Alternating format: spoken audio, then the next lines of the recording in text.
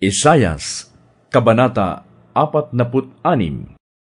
Sina Bel at Nebo, na dati sinasamba ng mga taga-Babilonya, ngayoy isinakay na sa likod ng mga asno at baka, at naging pabigat sa likod ng mga pagod na hayop.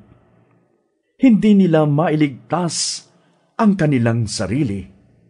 Sila'y parang mga bihag na itinapon sa malayo. Makinig kayo sa akin, lahi ni Jacob, kayong nalabi sa bayang Israel.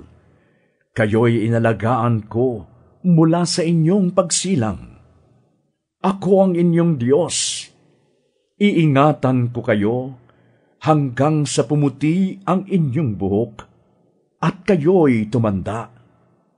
Kayo'y nilikha ko, kaya tungkulin ko na kayo'y iligtas at tulungan.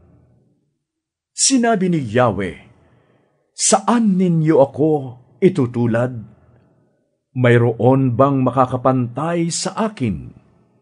Binuksan nila ang kanilang sisidlan, ibinuhos ang mga gintong laman, at nagtimbang sila ng mga pilak. Umupa sila ng platero at nagpagawa ng Diyos-Diyosan. Pagkatapos ay niluhuran nila at sinamba ito.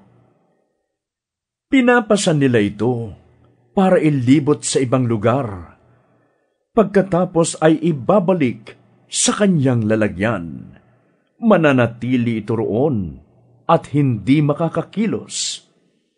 Dalanginan man ito'y hindi makakasagot at hindi makatutulong sa panahon ng pagsubok.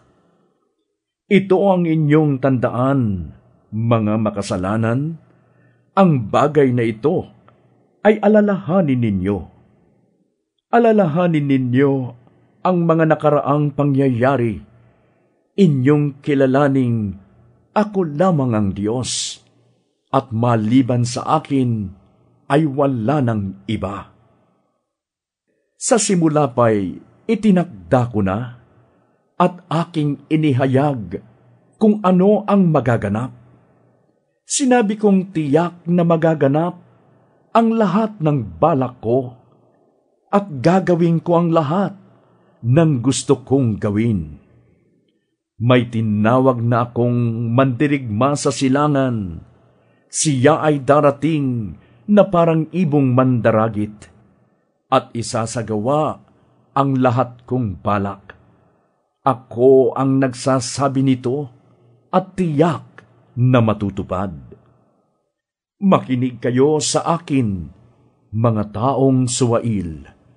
Kayong naniniwalang malayo pa ang tagumpay.